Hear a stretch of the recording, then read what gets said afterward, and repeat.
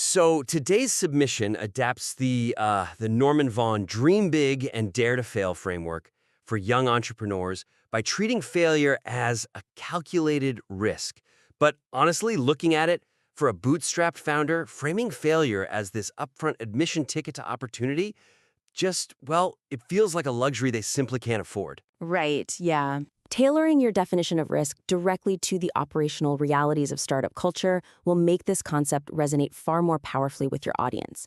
The main weakness here is that the current metaphor of an admission ticket is it's just too passive. Totally. Like, it's too abstract for founders who are actively navigating, financial scarcity and high-stakes market rejection.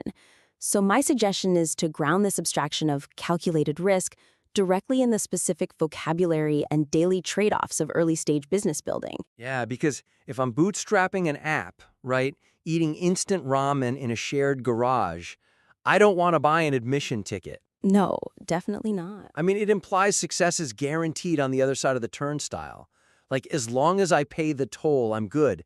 Startups just do not work that way. Right. So as a concrete example, instead of giving general life advice, illustrate daring to fail as launching a lean minimum viable product. Right, an MVP. Exactly, knowing the market might completely ignore it. Oh, for sure. Or, as another concrete example, reframe that admission ticket as the 99 investor rejections you have to endure to finally secure one yes. Wow, yeah, that shifts the dynamic completely. Right?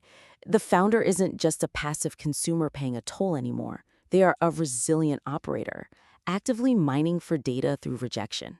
I mean, that makes total sense, because founders can't afford to just, buy a ticket to fail.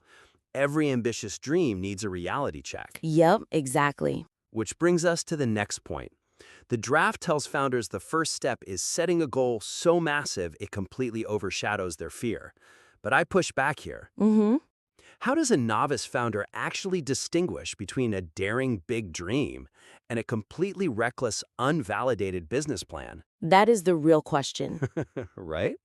It feels like there is a very thin line between bravely exploring the ice shelf and just wandering into a blizzard blindfolded. Yeah, providing a tactical framework to evaluate these big dreams will successfully transition this material from motivational philosophy into an actionable business tool.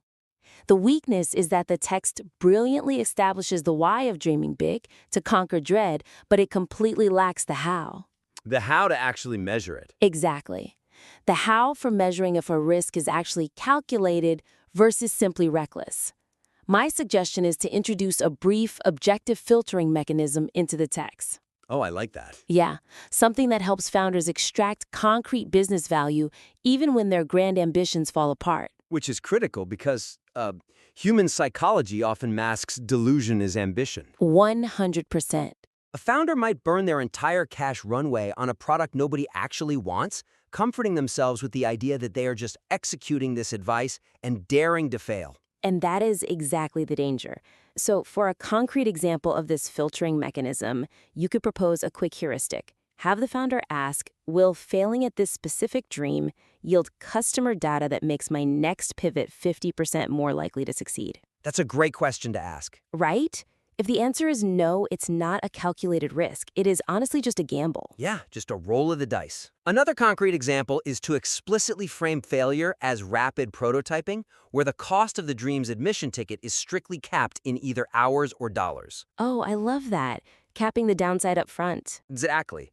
By doing that, you ensure that while the dream remains massive in scope, the failure remains entirely survivable. Yeah, it is all about making sure the dread of failure is replaced by the actual utility of failure. Well said. So, to wrap up this critique, you can significantly elevate this draft by aligning your metaphors with active startup realities, like swapping admission tickets for MVP launches. Right, make it real for them. Yeah. Then introduce a tangible filtering framework to help founders safely measure their boldest risks before taking them. Definitely. Please submit your revised draft back to us. We would love to provide further feedback on your next iteration.